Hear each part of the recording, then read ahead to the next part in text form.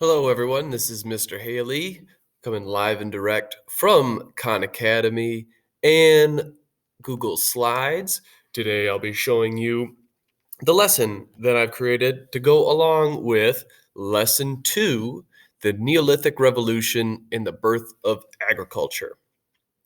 As you look through world history, we understand that our beginnings are hundreds of thousands of years ago, where we originated and we have our earliest human societies.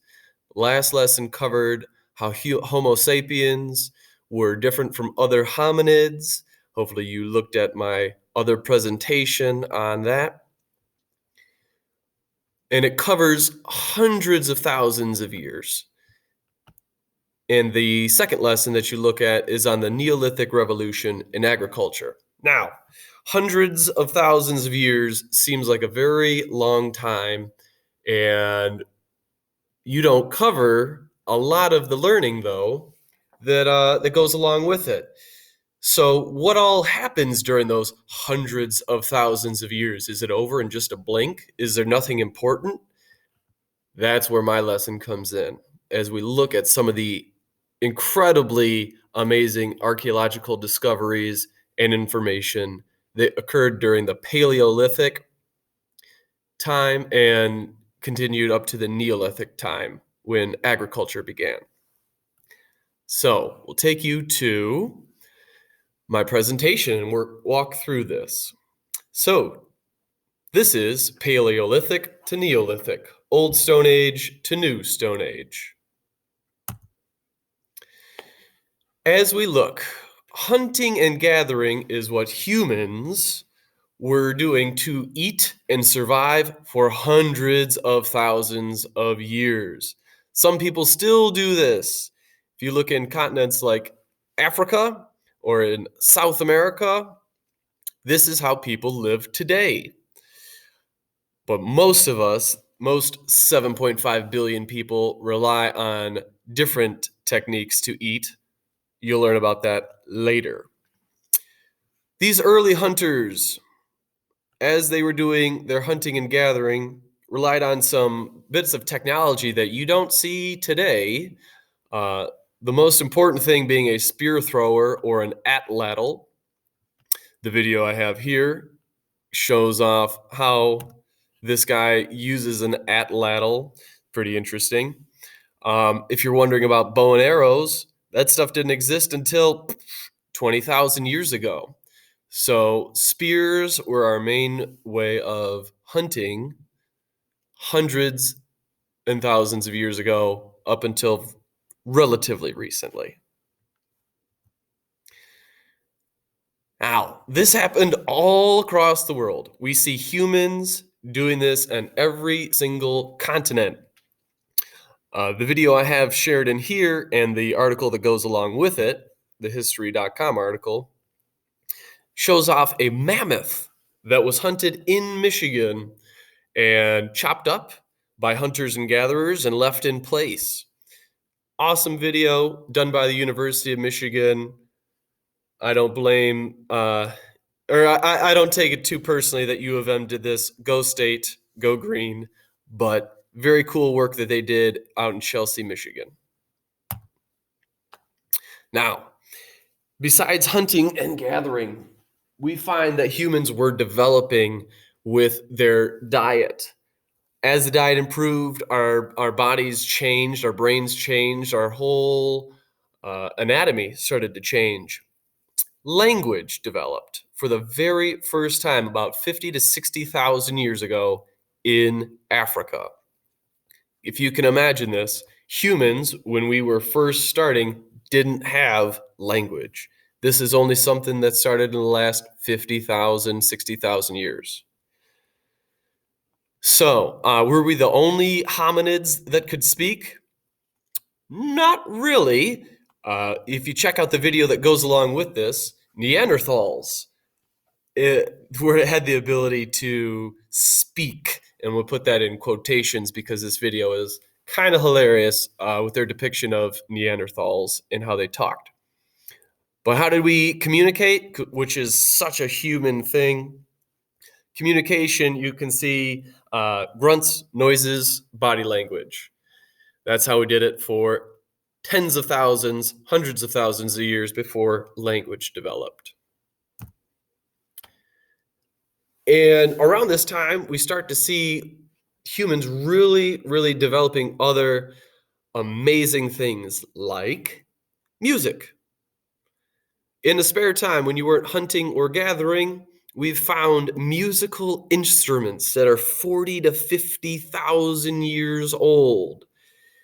There's amazing articles here on the Smithsonian, New York Times, and Science Focus about when we started to develop music. This is an amazing flute that was discovered in Germany.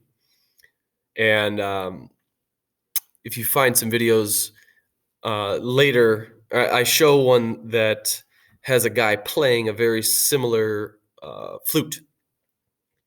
So, very human things: communication, music, and art. Art being created around this time, 35,000 years old. We find the oldest cave art, which is in Indonesia, over in Asia. This is a pretty recent discovery, and not the most well known at this time. There's a lot of other cave art that was discovered in Europe that is more well known. But if you can check out these links that go along with this, you can look at the discovery of these Indonesian cave art paintings. So, speaking of the art, in Chauvet, you've got probably the most famous cave art. We've got just a little picture of it right here where they show off some animals. There's way more than just these, but these are lions. Now, you may think, what are lions doing in France? Lions don't live in France. Lions live in Africa. Well, 30,000 years ago, the climate was very different, and there were very different animals living in very different places. It's very interesting to see what animals were alive that humans were painting, that you find in these caves. Animals that are now completely and totally extinct. Now, I highly, highly, highly recommend checking out Cave of Forgotten Dreams. I have the trailer attached here, but you can go onto Amazon or YouTube and check out the whole documentary. It will blow your mind on how humans were able to develop art and music tens of thousands of years ago. It's an amazing connection to today. Other things happening tens of thousands of years ago, we find the first animal, probably one of your favorites, getting domesticated: dogs. And they do start from wolves. And we have these wonderful videos right here, The Origin of Dogs and Mankind, the Story of Us, where they talk about how dogs became domesticated. And these happened way, way, way before any other animals that we domesticated. Things like cows, horses, sheep, and goats, and cats.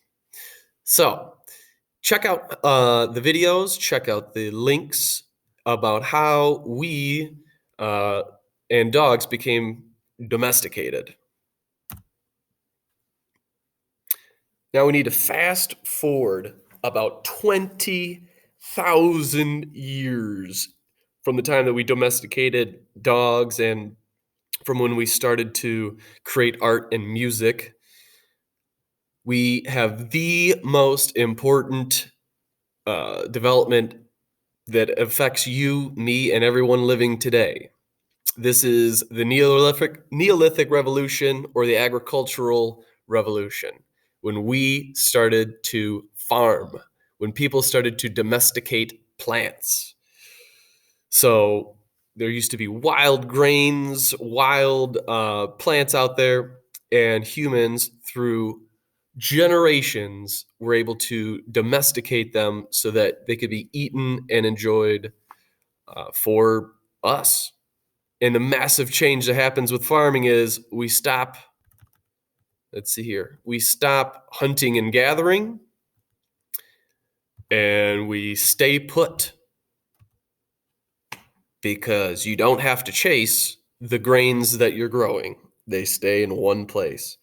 So after that, we see some of the most amazing changes in humans and our whole societies as civilizations and cities start to grow out of us farming. So check out these videos. All of them are amazing. The links that go along with this, super interesting reads. This link that takes you to a gallery about Catalhoyuk, one of the earliest settlements, agricultural settlements that you find. And this is out in the Fertile Crescent, I think in basically where Turkey is, or Anatolia. So amazing images in there.